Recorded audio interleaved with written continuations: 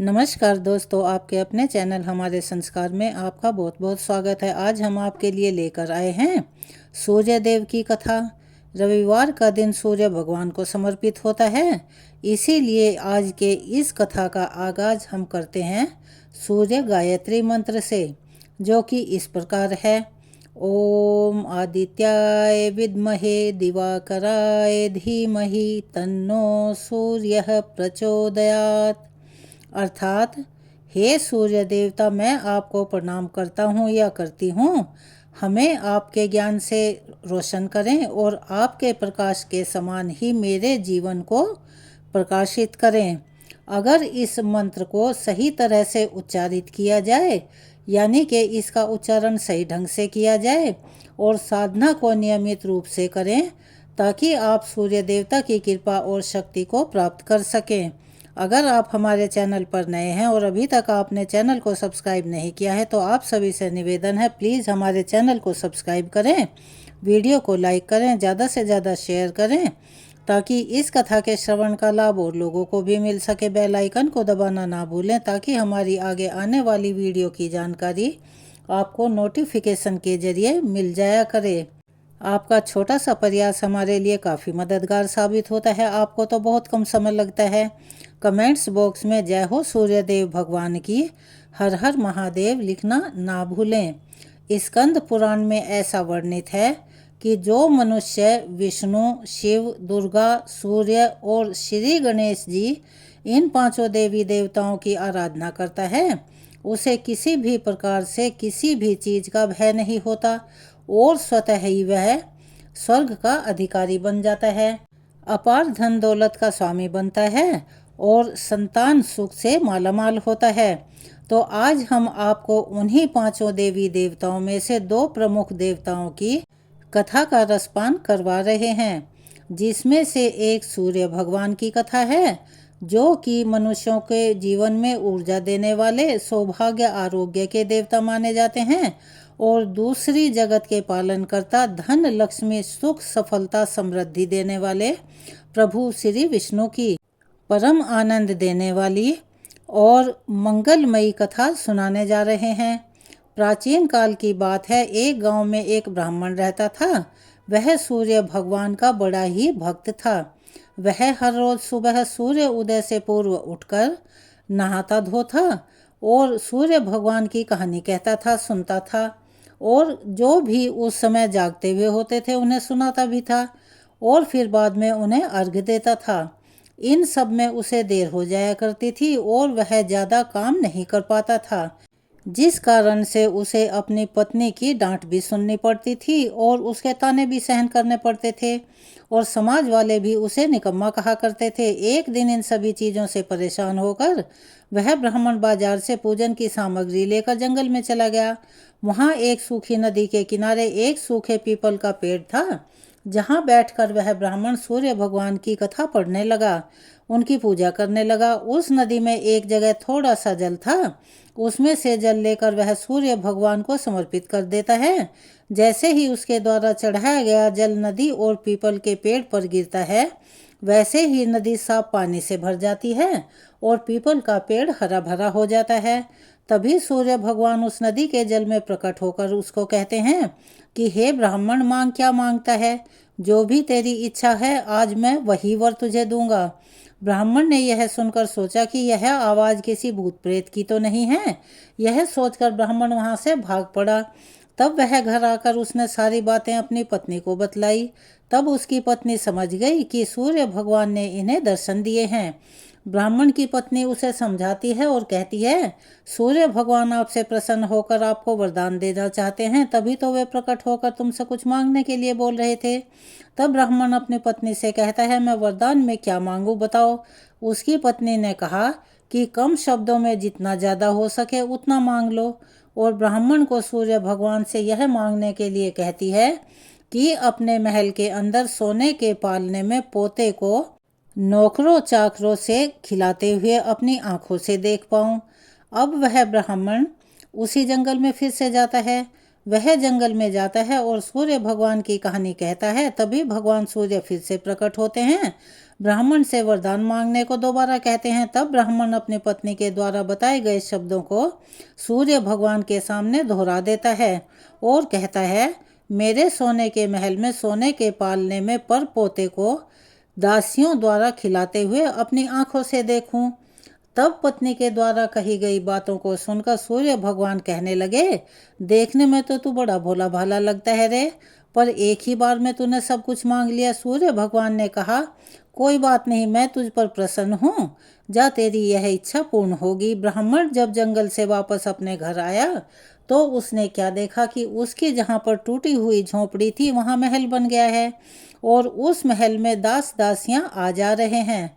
ब्राह्मण पास में बैठी हुई एक बूढ़ी माई से कहता है कि माँ, यहाँ तो मेरी झोंपड़ी हुआ करती थी और यहाँ पर यह अचानक महल कहाँ से आ गया। लेकिन उसी समय महल की खिड़की से एक सुंदर सी महिला गहनों और सुंदर वस्त्रों से लदी हुई बाहर आई और ब्राह्मण से आकर बोली, अजी आओ, यह आपका ही घर है। सूर्य भगवान ने हमारी मनोकामनाएं पूर्ण कर दी हैं।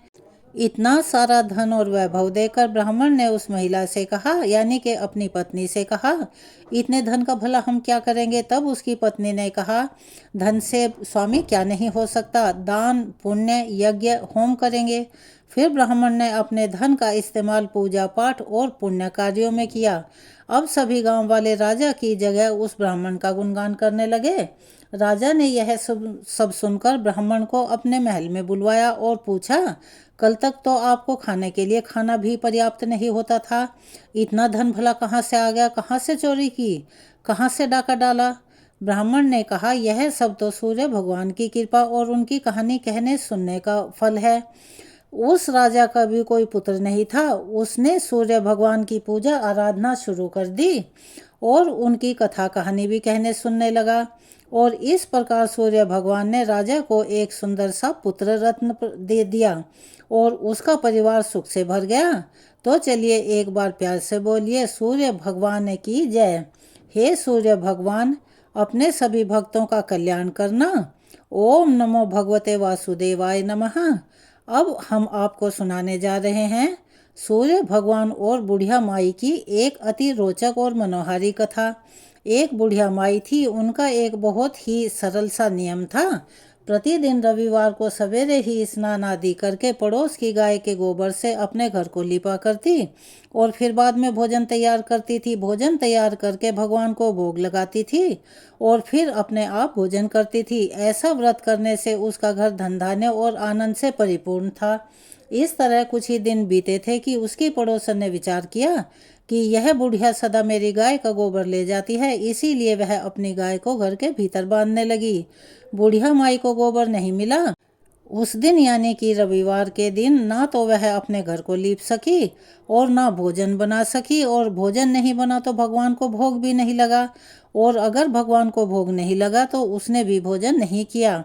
इस प्रकार उस दिन उसने निराहार व्रत किया। रात हो गई और वह भूखी सो गई। रात में भगवान ने उसे सपने में दर्शन दिए और भोजन न बनने तथा भोग न लगाने का कारण पूछा। तब बुढ़िया माई ने बड़ी विनम्रता से कहा, हे भगवान, आज मुझे घर लीपने के लिए गाय का गोबर नहीं मिल सका, जिससे हमारा घर शुद्ध नहीं हुआ, जिससे मैं खाना नहीं बना पाई और ना ही आपको भोग लगा सकी। तब भगवान ने कहा, माता, हम तुमको ऐसी गाय देते हैं जिससे सभी इच्छाएं पूर्ण होती हैं, क्योंकि तुम हमेशा रविवार को गाय के गोबर से घर को लीप कर भोजन बनाकर मेरा भोग लगाकर खुद भोजन करती हो, इसीलिए मैं तुम पर अति प्रसन्न हूँ। तुमको यह वरदान देता हूँ तथा अंत समय में मोक्ष भी देता हूँ। सपने में ऐसा वरदान देकर भगवान अंतर्ध्यान हो गए और जब बुढ़िया की आंख खुली तो उसने क्या देखा कि आंगन में एक अति सुंदर गाय और बछड़ा बंधे हुए हैं। वह गाय और बछड़े को देखकर बहुत खुश हुई, उसको घर के बाहर बांध दिया, खाने को वहीं चारा दे दिया। जब उसकी पड़ोसन ने बुढ़िया माई के घर के बाहर एक बहुत ही सुंदर गाय और बछड़े को बंधे हुए देखा तो वह ईर्ष्या के कारण उसके हृदय में जलन हो गई। जब उसने देखा कि गाय ने तो सोने का गोबर किया है तो वह उस गाय के गोबर को उठाकर ले गई और अपनी गाय के साधारण गोबर को उसकी जगह रखाई। यह उसका नित्य प्रतिदिन का नियम हो गया। बुढ़िया माई तो बड़ी सीधी सादी और भोली भाली थी, उसको इसका पता ही नहीं था। लेकिन सर्वव्यापी ईश्वर ने सोचा कि इसकी ये चालाक पड़ोसन के कर्म से बुढ़िया ठगी जा रही है। भगवान ने संध्या के समय अपनी माया से बड़े जोर की आंधी चला दी। बुढ़िया माई ने अंधेरे के भय से अपनी गाय को घर के भीतर बांध दिया। प्रातः काल उठकर जब बुढ़िया माई ने देखा कि गाय ने तो सोने का गोबर किया हुआ है, तो उसके आश्चर्य का ठिकाना नहीं रहा और वह प्रतिदिन गाय को घर के भीतर बांधने लगी।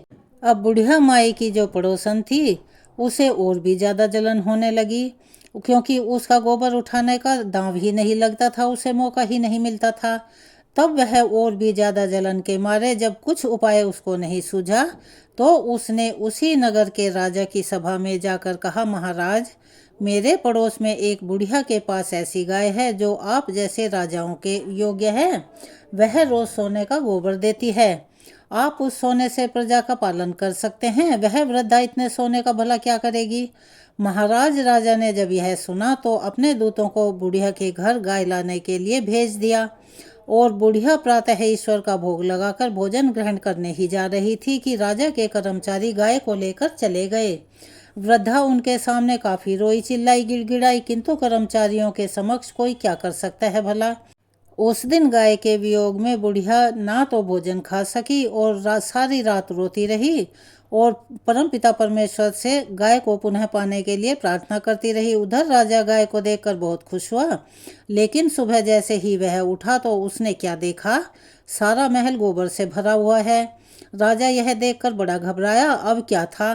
भगवान ने राजा को रात में सपने में दर्शन दिए और कहा, हे राजा, यह गाय वृद्धा को लौटाने में ही तेरी भलाई है। उसके रविवार के व्रत से प्रसन्न होकर मैंने उसे यह गाय दी थी। यदि तूने इस गाय को वापस नहीं लौटाया तो तेरा सर्वनाश हो जाएगा। प्रातः होते ही राजा ने बुढ़िया को बुलाकर बहुत से धन देकर सम्मानित किया और उसके साथ ही गाय व बछड़ा लौटा दिया। उसकी पड़ोसन को बुलाकर उसे उचित दंड दिया। इतना करने के बाद राजा के महल से गंदगी अचानक ही दूर हो गई। उस दिन से राजा ने नगरवासियों को आदेश दिया कि राज्य की तथा अपनी समस्त मनोकामनाओं की पूर्ति के लिए रविवार को व्रत करें। व्रत करने से नगर के लोग सुखी जीवन व्यतीत करने लगे। कोई भी बीमारी तथा प्रकृति की आपदा उन पर नहीं होती थी और पूरे नगर में चहूं और आनंद छाया रहता था। तो चलिए एक बार प्रेम से बोलिए, सूर्य भगवान की जय। हे सूर्य भगवान, जैसे आपने बुढ़िया माई को दिया वैसे ही अपने सभी भक्तों को देना। इस कहानी को कहने वाले, सुनने वाले और हुंकारा भरने वालों को देना। चलिए अब हम आपको सुना रहे हैं विष्णु भगवान की कल्याणमयी, मंगलकारी और रोचक कथा। किसी नगर में एक राजा था। उस राजा की 7 बेटियां थी। उस राजा के राज में प्रजा बहुत ही सुखी थी। उसके राज्य में प्रजा को कोई भी किसी भी तरह की तकलीफ नहीं थी। एक दिन राजा के दिमाग में एक विचार आया। राजा ने अपने 7 बेटियों को बुलाया और सभी बेटियों से पूछा, पुत्री, यह बताओ तुम लोग किसका दिया हुआ खाती हो। राजा की 6 बेटियों ने उत्तर दिया, पिताजी, हम सब आपका दिया हुआ खाते हैं और आपका ही दिया हुआ पहनते भी हैं। राजा की 7वीं बेटी, जो कि भगवान विष्णु की भक्त थी लेकिन वह सबसे छोटी थी, उसने अपने पिता से कहा, पिताजी, मैं तो भगवान का दिया हुआ पहनती हूँ और भगवान का दिया हुआ ही खाती हूँ। यह सुनकर राजा बहुत ही क्रोधित हो गया। उसने कहा कि सबको मैं खिला रहा हूँ और यह कहती है कि मैं भगवान का दिया हुआ खाती हूँ। फिर राजा ने अपनी 6 बेटियों का विवाह राजघराने में किया, लेकिन अपनी 7वीं बेटी का विवाह एक गरीब लकड़हारे से कर दिया, जो कि जंगल से नित्य प्रतिदिन जाकर लकड़ियां काटकर वह अपना गुजारा करता था। वह किसी कारणवश बीमार हो गया। वह लकड़हारा एक कदम भी आगे नहीं चल पा रहा था। उसकी स्थिति इतनी ज़्यादा दयनीय थी कि ऐसे लकड़हारे से उस राजा ने अपनी छोटी बेटी का विवाह कर दिया।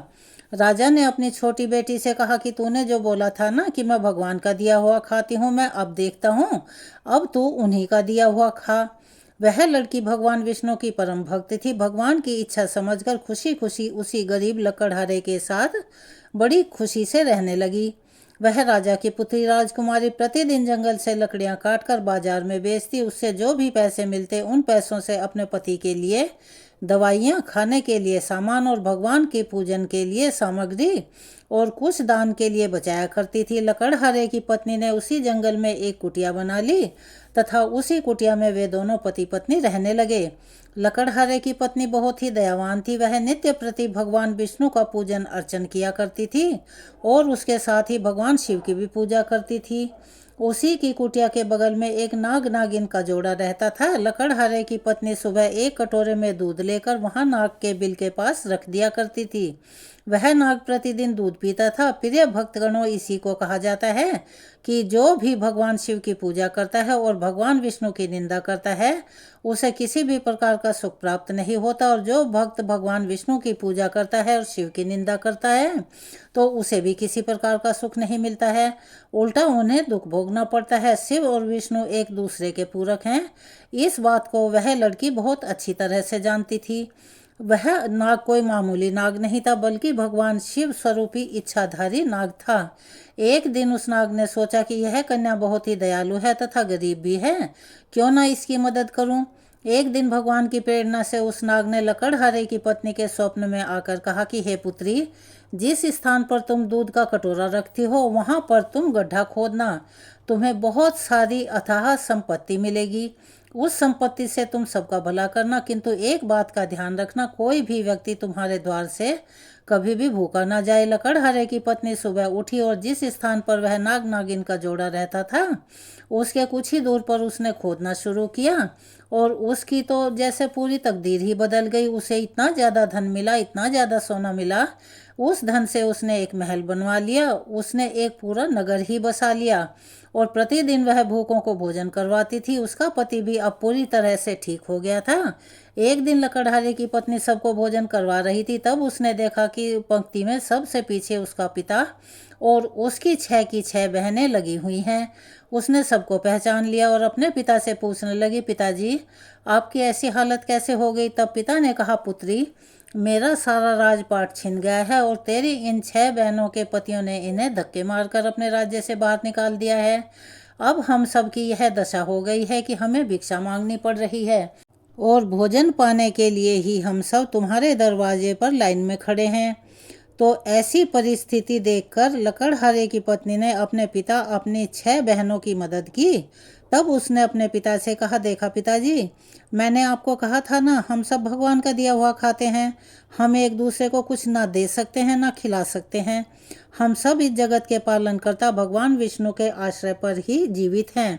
उनकी कृपा से उनका दिया हुआ खाते हैं, उनका दिया हुआ पहनते हैं। तब उसके पिता ने कहा कि हाँ पुत्री, तुमने सही कहा था। अब मुझे भी विश्वास हो गया है, हम सब भगवान का दिया हुआ ही खाते हैं। तो चलिए एक बार प्रेम से बोलिए, ओम नमो भगवते वासुदेवाय नमः। हर हर महादेव। अब रविवार को सुनी जाने वाली एक और प्रचलित और प्राचीन कथा हम आपको सुनाने जा रहे हैं। इस कथा के अनुसार एक साहूकार था, उसके कोई भी पुत्र नहीं था। एक दिन की बात है, वह सुबह के समय घर से बाहर निकलकर टहल रहा था तो उसने देखा कि एक किसान खेत में बीज बोने जा रहा है। साहूकार को देखते ही वह उल्टे पैर लौट गया और बोला, आज तो शगुन ही अच्छा नहीं है। मैंने सुबह सुबह किसका मुंह देख लिया, आज का मेरा दिन बड़ा ही खराब जाएगा। अब देखिए, साहूकार ने यह सुना तो उसे बहुत दुख हुआ, उसका मुंह उतर गया। वह बहुत ही दुखी मन से अपने घर वापस आया और अपनी पत्नी से हर बात बताई। किसान खेत में दाना बोने जा रहा था, वह मुझे देखकर अब शकुन समझकर वापस घर को चला गया। साहूकार की बात सुनकर उसकी पत्नी ने कहा, अरे हाँ, आज हमारे घर भी एक चिड़िया आई थी और वह बोली कि इस घर में तो बच्चे हैं ही नहीं, तो दाना कहाँ से मिलेगा। यह कहकर वह चिड़िया भी मेरे घर से फुर्र से उड़ गई और चली गई। यह सुनकर साहूकार को बड़ा दुख भी हुआ और क्रोध भी आया। साहूकार भगवान की पूजा नित्य प्रतिदिन तो किया ही करता था, लेकिन पौष का महीना था और रविवार का दिन आने वाला था। तो रविवार के दिन से वह सूरज भगवान की आराधना करने लगा। 12 वर्ष बीत गए। तब सूरज भगवान ने सोचा, यदि भक्त की पुकार नहीं सुनी तो भगवान को कोई नहीं मानेगा। सूरज भगवान को दया आ गई और वे वहां पर प्रकट होकर बोले कि हे साहूकार, तेरे नसीब में बच्चा तो है नहीं, लेकिन तेरी भक्ति से मैं बड़ा प्रसन्न हूँ। तुमने लगातार बिना किसी रुकावट के, बिना किसी नागा के 12 वर्ष तक मेरा पूजन किया है, आराधना की है। तेरी इस भक्ति से मैं बहुत प्रसन्न हूँ। वैसे तो तेरे नसीब में एक भी पुत्र नहीं है, यानी बच्चे का योग नहीं है, किंतु मेरे आशीर्वाद से तेरे घर में एक कन्या जन्म लेगी। वह कन्या बहुत ही चमत्कारी होगी। वह कौन सा चमत्कार है, हम इस कहानी में आपको आगे बताएंगे। भगवान सूर्यदेव की कृपा से 9 महीने पूरे होने के बाद साहूकार के घर में एक कन्या ने जन्म लिया। उस कन्या का ध्यान रखने के लिए, नहलाने धुलाने के लिए एक दासी को रखा गया। दासी उस घर में आती और कन्या को नहला धुलाकर वहां से चली जाती। भगवान के कथनानुसार वह कन्या बहुत दिव्य थी। जब भी वह मुस्कुराती तो उसके मुस्कुराने से हीरे मोती उसके मुंह से गिरने लगते थे। उन हीरे मोतियों को वह दासी लेकर चली जाती। जब 1.25 महीना बीत गया तब साहूकार की पत्नी ने दासी से कहा कि अब मैं अपनी कन्या को खुद भी नहला धुला सकती हूँ। तब वह दासी उस दिन से आना बंद कर देती है। अब वह साहूकार की पत्नी अपनी कन्या को नहलाने धुलाने लगी तो बच्ची के हंसने पर हीरे मोती झड़ने लगे। अब वह समझ गई कि वह दासी तो खूब हीरे मोती इकट्ठा कर लिए होंगे, क्योंकि मेरी कन्या जब भी हंसती है तो हीरे मोती गिरते हैं। अब लड़की बड़ी हुई तो माँ बाप ने सोचा कि घर में धन तो बहुत है, इसीलिए क्यों ना घर जमाई रख लें। उन्होंने एक गरीब लड़का ढूंढा और उसके साथ अपनी लड़की का विवाह करवा दिया। माँ दिन निकलते ही अपनी बेटी को जगाने जाती और उसका मुंह देखती। तब लड़की का पति बोला, माँ जी, इतना सुबह सुबह आप हमारे कमरे में क्यों आ जाते हो? तो लड़की की माँ बोली, हमारे घर का यह नियम है कि हम अपनी बेटी का मुंह देखने बिना सुबह सुबह किसी चीज़ की भी शुरुआत नहीं करते। इसीलिए मैं सुबह सवेरे अपनी बेटी का मुंह देखने चली आती हूँ। जब दूसरा दिन हुआ तो दूसरे दिन सुबह वह लड़का उठा और अपनी पत्नी का मुंह देखा तो उसके मुंह से हीरे मोती गिर रहे हैं। अब वह समझ गया कि इसीलिए सासू माँ इसका मुंह सुबह सवेरे ही देख लेती है। थोड़ी देर के बाद लड़की की माँ आई और हीरे मोती उसे नहीं मिले तो उसकी माँ की समझ में आ गया कि मेरे जमाई राजा को पता चल गया है कि मेरी पुत्री के मुंह से हीरे मोती झड़ते हैं। माँ के मन में लालच आ गया। उसने सोचा कि यदि जमाई को पता चल गया है तो वह धनवान हो जाएगा, मेरी पुत्री को यहाँ से ले जाएगा और हमें फिर से हीरे मोती नहीं मिलेंगे। अब माँ के मन में कपट आया। उसने एक आदमी को अपने जमाई को जान से खत्म करने के लिए, उसकी हत्या करवाने के लिए भेज दिया। आदमी ने जमाई को तो मार दिया और उसका सिर सासू माँ को लाकर दे दिया। सूरज भगवान ने देखा कि हमारी दी हुई कन्या का पति मर गया है और मेरी यह प्रसाद स्वरूपा कन्या विधवा हो गई है, तो सूर्य भगवान को बड़ी दया आई और सूर्य भगवान मनुष्य का रूप धारण करके एक भिक्षुक के रूप में उस साहूकार के घर आए और उन्होंने कहा, हे देवी, आज आप मुझे कुछ भिक्षा दे दें तो आपका बड़ा ही उपकार होगा। अब आगे क्या हुआ? उस कन्या की माँ यानी कि साहूकार की पत्नी घर में से अनाज लेने के लिए चली गई और इधर सूरज भगवान चुपके से उस कन्या के पति का सिर लेकर उसके धड़ से लगा देते हैं। उन्होंने उसके अंग जोड़कर अमृत का छिड़काव कर दिया। तब उसका पति उठकर बैठ गया। इधर वह कन्या पौष मास के रविवार का व्रत धारण किए हुए थी।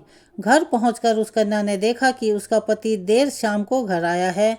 तो उसने कहा, आपको पता है ना कि पौष रविवार व्रत का मेरा नियम है, दिन के अस्त होने के बाद मैं खाना नहीं खाती, तो फिर आप इतनी देर तक कहाँ रह गए थे? वह बोला, हे प्रिय, मुझे मारने के लिए तेरी माँ ने आदमी भेजा था और वह सारी कहानी अपनी पत्नी को सुना देता है। तब बेटी बोली, अब हम यहाँ नहीं रहेंगे, जो मेरा सुहाग छीन ले वह किस काम का। बेटी अपने पति के साथ अलग घर में रहने लगी। उसके घर में सुख समृद्धि हो गई। माँ के घर में धीरे धीरे दरिद्रता का वास हो गया।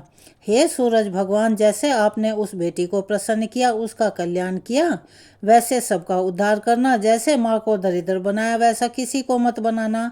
इस कथा को सुनने वाले, कहने वाले, हुंकारा भरने वालों पर भी अपनी कृपा हमेशा बनाए रखना। रविवार के दिन सूर्य भगवान के ये 12 नाम मन चाहा वरदान प्रदान करते हैं, जो कि इस प्रकार हैं। ओम सूर्याय नमः, ओम भास्कराय नमः, ओम रव्ये नमः, ओम मित्राय नमः, ओम भान्वे नमः, ओम खगाय नमः, ओम पुष्णे नमः, ओम आदिचाय नमः, ओम आदित्याय नमः, ओम सावित्रे नमः, ओम आर्काय नमः, ओम हिरण्यगर्भाय नमः।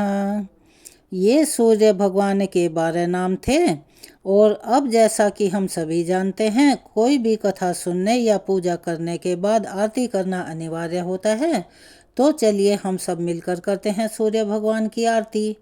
ओम जय सूर्य भगवान, जय हो दिनकर भगवान, जगत के नेत्र स्वरूपा, तुम हो त्रिगुण स्वरूपा, धरत सब ही तव ध्यान। ओम जय सूर्य भगवान, ओम जय सूर्य भगवान। सारथी अरुण है प्रभु तुम, श्वेत कमल धारी, तुम 4 भुजाधारी, अश्व हैं 7 तुम्हारे, कोटि किरण पसारे, तुम हो देव महान। ओम जय सूर्य भगवान। उषा काल में जब तुम उदयाचल आते, सब तब दर्शन पाते, फैलाते उजियारा, जागता तब जग सारा, करे सब तब गुणगान। ओम जय सूर्य भगवान। संध्या में भुवनेश्वर अस्तांचल जाते, गोधन तब घर आते, गोधूली बेला में, हर घर हर आंगन में, हो तब महिमा गान। ओम जय सूर्य भगवान। देव दनुज नर नारी, ऋषि मुनिवर भजते, आदित्य हृदय जपते, स्तोत्र ये मंगलकारी, इसकी है रचना न्यारी, दे नव जीवन दान। ओम जय सूर्य भगवान। तुम होते काल रचयिता, तुम जग के आधार, महिमा तव अपरंपार, प्राणों का सिंचन करके भक्तों को अपने देते, बल बुद्धि और ज्ञान। ओम जय सूर्य भगवान। भूचर जलचर खेचर सबके हो प्राण तू भी, सब जीवों के प्राण तुम्ही, वेद पुराण बखाने, धर्म सभी तुम्हें माने, तुम ही सर्वशक्तिमान। ओम जय सूर्य भगवान। पूजन करती दिशाएं, पूजे 10 दिक्पाल, तुम भुवनों के प्रतिपाल, ऋतुएं तुम्हारी दासी, तुम शाश्वत अविनाशी, शुभकारी अंशुमान। ओम जय सूर्य भगवान। ओम जय सूर्य भगवान, जय हो दिनकर भगवान, जगत के नेत्र स्वरूपा, तुम हो त्रिगुण स्वरूपा, धरत सब ही तव ध्यान। ओम जय सूर्य भगवान।